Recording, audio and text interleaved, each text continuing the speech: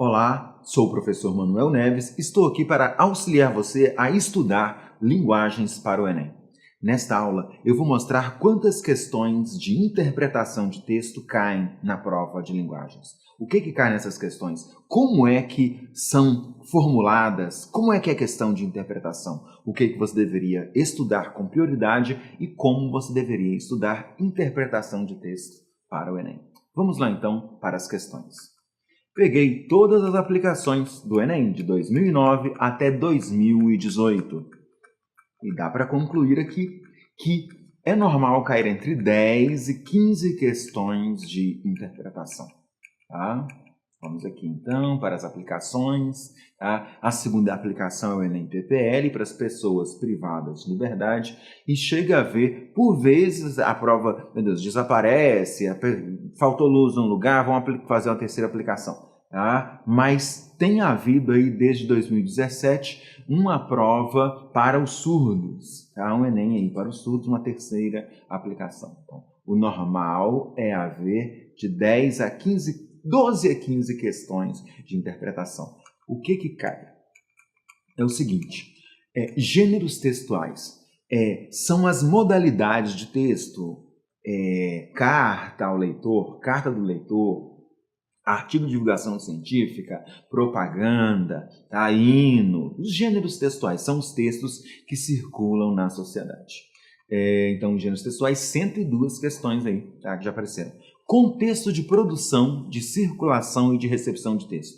São elementos são questões que analisam elementos que estão por trás da produção do texto, que tem a ver com os lugares por onde o texto circula, ou tem a ver com aspectos da recepção do texto. São questões de interpretação global, tá? Bem interessantes, já houve 95. Campeão aí de questões de interpretação é variação linguística e padrões linguísticos. Os padrões são formal, semiformal e informal. Tá? Daí você deveria estudar as características aí do padrão formal, os problemas que fazem o texto sair do padrão formal para o padrão, digamos, informal, semi-informal. Digamos, todas as reduções. Tá? Quando houver pra, ni, qualquer redução é uma característica típica da língua falada e não da língua escrita. Então, é uma queda de padrão, é um traço de oralidade. Tá? Abreviações. Um outro exemplo é o uso de figuras de linguagem num texto formal. Se usou figura de linguagem, a linguagem figurada é um traço da linguagem menos formal. As variações aí tem a ver com aspectos sociais, tem a ver com a herança histórica, tem a ver com os dialetos, tem a ver com as zonas dialetais, tá? Com as regiões. Então, são as mudanças aí em razão do tempo, tá? Do modo de pronúncia, do gênero, tá?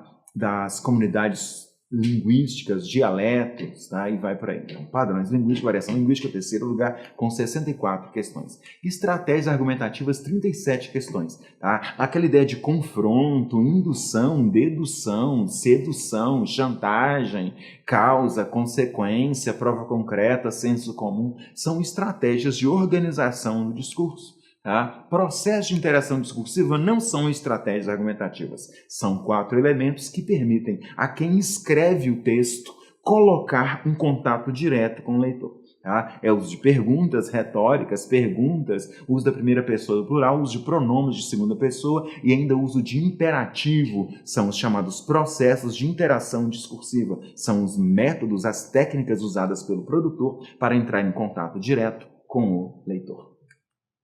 Aspecto de história da língua portuguesa tem uns 3 ou 4 anos aí que não cai, tem um tempo que não cai, tá? Efeitos irônicos bem interessantes com 10 questões, tipos textuais, descrição, narração, junção, etc. 9 questões, implícitos com 7 questões, ambiguidade, polissemia com 10 questões. Estou voltando aqui, então você tem que saber os gêneros textuais. O professor está dando aula certo. O professor, quando analisa a propaganda, contexto de produção da propaganda, tá? Intencionalidade, características, estuda aí umas propagandas, tá? sendo ultra honesto no ensino fundamental 2, de 5º ao 9º ano, e no ensino médio, o professor quase que dá aula só de gêneros textuais. Ele está fazendo certo, sim. Ele tem que ensinar um menino aí a interpretar. Gêneros textuais 102, contexto de produção, circulação e recepção 95, padrões linguísticos, variação linguística 964, estratégias argumentativas 37, processo de interação discursiva 15, aspectos de história da língua portuguesa 11, efeitos irônicos 10, tipos textuais 9, implícito 7, ambiguidade, polissemia 4 questões. Tá? Vamos ver então como é que isso aparece. Eu trouxe 3 questões de interpretação muito interessantes. Vamos lá. Criatividade em publicidade, teorias e reflexões. É um texto que saiu na revista Super Interessante em 2012. Resumo. O presente artigo aborda uma questão primordial na publicidade, a criatividade. Apesar de aclamada pelos departamentos de criação das agências, devemos ter a consciência de que nem todo anúncio é de fato criativo. A partir do resgate teórico, no qual os conceitos são tratados à luz da publicidade, busca-se estabelecer a compreensão dos temas. Para elucidar tais questões, é analisada uma campanha impressa da marca XXXX. As reflexões apontam que a publicidade criativa é essencialmente simples e apresenta uma releitura do cotidiano. Texto 2 traz uma peça publicitária em homenagem ao Dia das Mães. Ninguém entende melhor de criação do que elas. A questão: os 2 textos apresentados versam sobre o tema criatividade. O texto 1 é um resumo de caráter científico e o texto 2 uma homenagem promovida por um site de publicidade. De que maneira o texto 2 exemplifica o conceito de criatividade em publicidade apresentado no texto 1? Fazendo uma menção ao difícil trabalho das mães em criar seus filhos, promovendo a leitura simplista do papel materno em seu trabalho de criar os filhos, explorando a polissemia do termo criação, recorrendo a uma estrutura linguística simples, ou utilizando recursos gráficos diversificados. Você já sabe, se você quiser pode fazer uma pausa aqui no vídeo, reler os 2 textos, o comando da questão, as alternativas e indicar a alternativa correta. Tá? Eu vou primeiro para o comando da questão e depois eu vou analisar os 2 textos. Leio de novo o comando. Os 2 textos falam sobre criatividade, o texto 1 é um resumo, o texto 2 é uma homenagem promovida por um site de publicidade. De que maneira o texto 2 exemplifica o conceito de criatividade apresentado no texto 1. Tá? Aqui, de acordo com o texto 1, lendo, você pode dar uma pausa e ler de novo, tá? Fala-se que nem todas as propagandas são criativas. Não há criatividade em todas as propagandas. Tá? O texto 2, leio e tento aqui interpretar. Ninguém entende melhor de criação do que elas. Aqui, a palavra criação pode indicar, ninguém entende melhor de criação, ato efeito de criar, de cuidar. Criação aqui no sentido de cuidar, tá? De acompanhar o crescimento, proteger, isso seria criação. Criação também aqui aparece como inventividade, tá? Como criatividade, criação como cuidar e criação como criatividade, tá? Criação também talvez como improvisação. Aqui, obviamente, dá para ver que existe um destaque, a palavra criação está em uma cor diferente. E ela aparece dotada de vários sentidos. A gente pode falar que existe ou uma ambiguidade ou uma polissemia, tá? Criação no sentido de cuidar, criação no sentido de improvisação e criação no sentido de construir algo novo, tá? Então, 2 sentidos é ambiguidade, 3 ou mais é polissemia. Então, o texto 2 fala que nem todas as publicidades são criativas.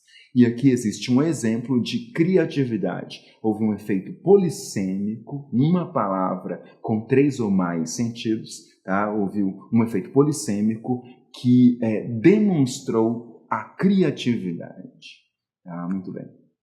De novo o comando. De que maneira o texto 2 exemplifica o conceito de criatividade? A criatividade apareceu por intermédio da ambiguidade ou polissemia. Lembrando que a diferença ambi é 2. Tá? Poli são vários. Marco a letra C sem duvidar.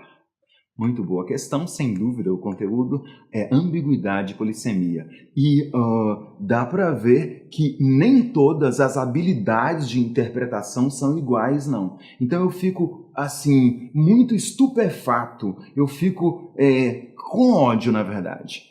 O professor, não, é só ler a prova e sair respondendo. Eu não respondo a essas pessoas. Não, é só ler e interpretando ali. Existem várias habilidades, por isso é que você deveria saber quais são as habilidades, levar a sério e estudar, tá? Eu não converso com o professor e falo, não, mas é só interpretação, eu saio andando para poder evitar problemas. Segunda questão, uma questão aqui baseada em um fragmento de um conto do Guimarães Rosa, e o conto chama-se Famigerado. Famigerado? Famigerado é inóxio, é célebre, notório, notável. Vós me ser, mal não veja na minha grossaria não entender. Mas me diga, é desaforo? É caçoável? É de arrenegar? Farsância? Nome de ofensa? Vilta nenhuma, nenhum doesto. São expressões neutras de outros usos. Pois e o que é em fala de pobre, linguagem de dia de semana? Famigerado? Bem, é importante, que merece louvor, respeito. Um diálogo aqui, tentei dar o melhor, vamos lá. Nesse texto, a associação entre vocábulos da língua portuguesa a determinados dias da semana remete ao local de origem dos interlocutores, ao estado emocional dos interlocutores, ao grau de coloquialidade da comunicação, ao nível de intimidade entre os interlocutores ou ao conhecimento compartilhado na comunicação. Se você quiser, pode fazer uma pausa, reler o fragmento, comando, alternativas e indicar a alternativa correta. Eu sempre vou para o comando da questão, releio o texto e indico a alternativa correta. A associação de vocábulos da língua portuguesa a determinados dias da semana remete ao olha aqui, eu estou na penúltima linha, tá? Em branco. Depois tem a fonte lá embaixo. E o que é em fala de pobre, linguagem em dia de semana? Essa fala de pobre seria o padrão informal, tá? O padrão coloquial. Como é que você sabe disso, Manuel? A gente tem dois cidadãos conversando, tem um locutor e um interlocutor, falante 1 e falante 2, tá? O falante 2 são as palavras que nem eu sei o que é, inóxio, ok? Vilta nenhuma. Então, aqui na situação discursiva ou na situação de comunicação, chega um cidadão, não sabe o que é e faz a pergunta. E o outro vai dando umas enroladas, inóxio, célebre, notório, as pessoas comuns sabem o que é inóxio, eu não sei o que é inóxio. Tá? Vilta nenhuma, nenhum doesto. Então, há um uso por parte do falante 2, o qual é inquirido, perguntado sobre o que é famigerado, o cara tenta dar uma enrolada, tá? Daí, o cidadão que fez a pergunta não entende, não. Como é que é em língua de pobre? Como é que é na língua coloquial? É importante, que merece louvor, respeito. Esta é uma questão sobre padrões linguísticos. Tem um falante da língua formal culta, e numa situação de dúvida, no conto, o doutor, o cara que tem o dicionário, tem os livros e que está dando significado, ele está correndo risco de morrer. Ninguém corre risco de vida, não. Corre risco de vida é risco de ficar bem. Quem está com problema e pode morrer, corre risco de morte. Vamos estudar, tá? O que me interessa, para poder proteger a vida, o cara dá umas enroladas.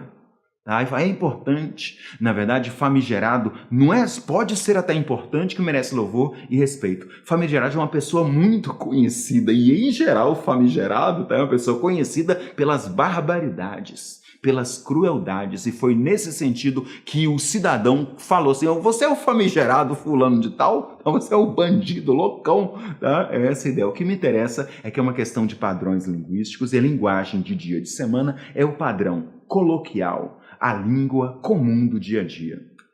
Por isso, sem dúvida, eu vou marcar a alternativa C de casa. Muito boa a questão, tá? Que funde aí literatura e interpretação técnica. Na verdade, é o padrão de linguagem, né? Padrões linguísticos. Muito bom, Marcos. Letra C, sem dúvida. Beleza, um abraço. Manuel, eu quero ler aquilo ali. Dê o print e leia. Vamos adiante. Na próxima questão, eu tenho um texto extraído da Carta Capital, no final de novembro de 2017. No tradicional concurso de Miss, as candidatas apresentaram dados de feminicídio, abuso sexual e estupro no país. No lugar das medidas de altura, peso, busto, cintura e quadril, dados da violência contra as mulheres no Peru.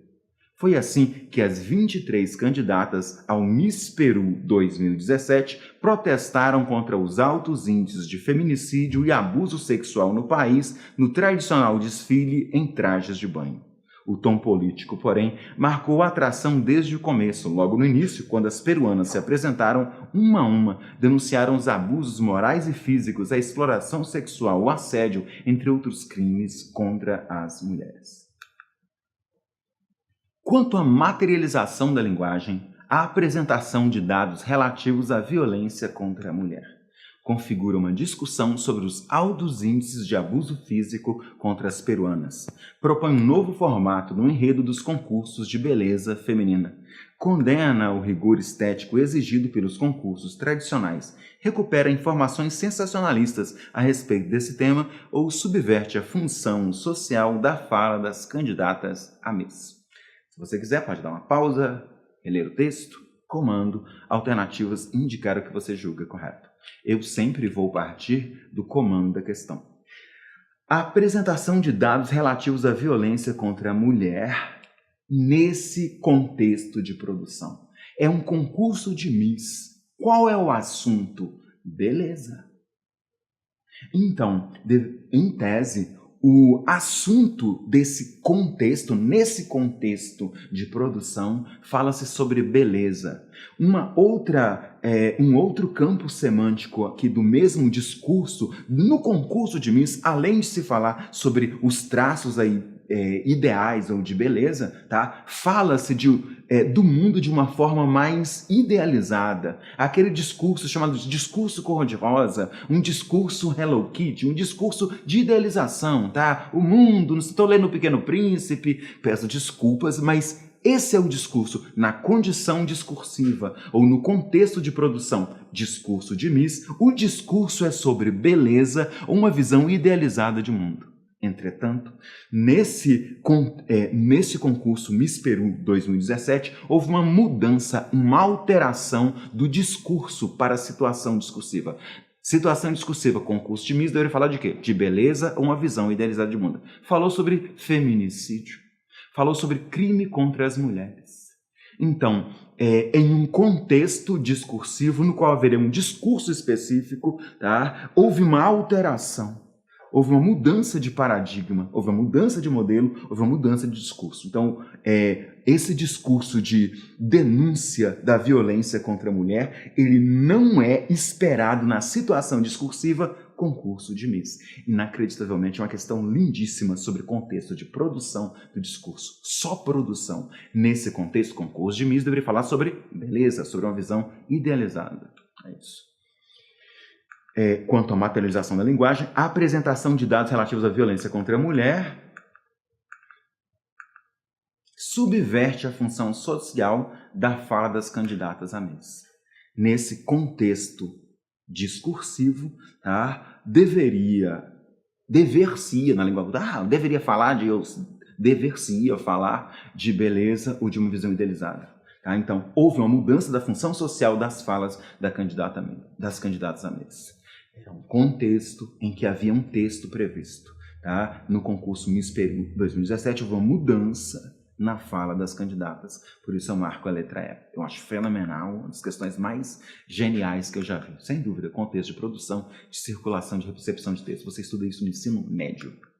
Eu deveria estudar. O que você vai estudar, então? Alta prioridade para gêneros textuais, tá? Gêneros expositivos ou informativos, gêneros argumentativos, gêneros injuntivos e gêneros narrativos, tá? E aqui, o que é esse contexto de produção, Manuel, que você fala tanto? De produção, circulação e recepção. É o objetivo do discurso. A gente viu aquela questão ali do Miss Peru, é só sobre a produção. Muito louco, dentro de um contexto específico, tá? Existe um discurso específico, houve uma mudança de discurso numa mesma situação. Meu Deus, você vai conversar com um gerente de banco, você usa uma linguagem, vai deixar um recado para sua mãe e usa outra, tá? Vai conversar com a menina, usa outra linguagem totalmente diferente. Em cada contexto vai haver uma produção discursiva, um nível de fala também de uso de linguagem diferente.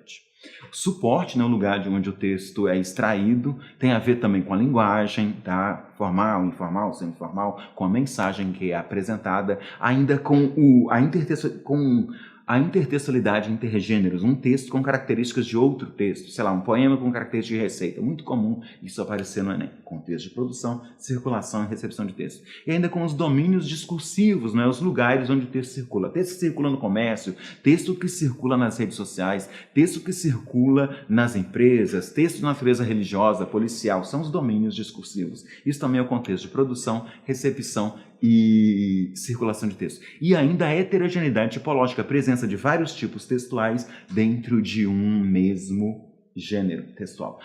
Prioridade, pelo amor de Deus, para as questões de gêneros textuais e para essas questões de contexto de produção, circulação e recepção de textos. Tá? Por favor, alta prioridade, até porque cai muito, é absurdo. Sempre vai haver 4 ou 5 questões sobre cada um desses assuntos.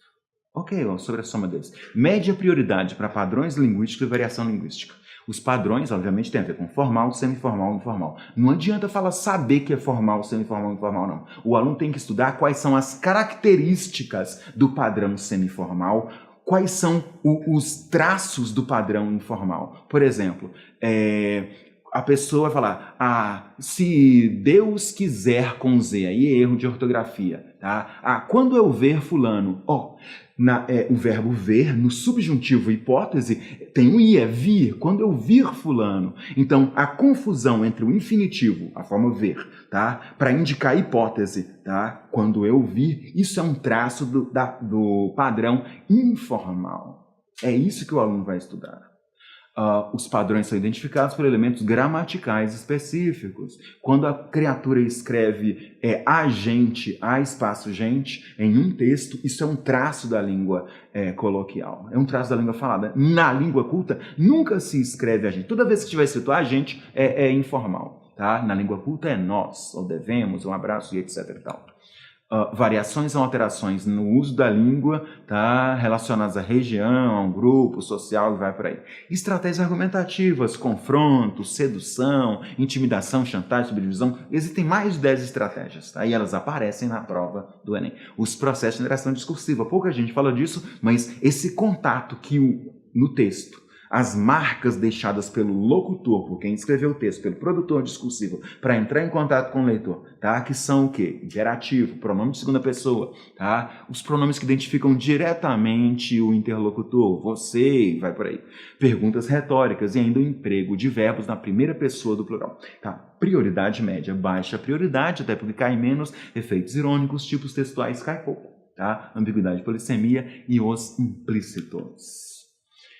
Como estudar? Agora sim, cursinho tradicional tem aula só de interpretação, nas salinhas de linguagem em geral. Há cursos também de linguagens, no curso de linguagem, há aulas de técnicas, e você viu que não é só identificar assunto, não, é muita técnica. Curso online, salas de estudo em casa, pelo amor de Deus, provas dos Enems anteriores. Procurei de 2009 a 2018. Em geral, você encontra lá no próprio site do INEP, tá? Em sites especializados como o meu, manuelneves.com, todas as provas resolvidas, comentadas e separadas ainda por assunto, tudo organizado. Exercício das apostilas de cursinhos conceituados. Muito exercício. Estude, assista a aula, faça anotação, tá? Faça aí os exercícios e vamos para as notas elevadas. Dá um like aí no vídeo se tiver gostado, tá? Uma moral aí pra mim, tá? Inscreva-se no canal para poder receber mais dicas, ative ali o sininho. Se puder aí, me siga no Instagram. Muitas dicas de redação e de linguagens. Obrigado pela companhia, bons estudos e até a próxima.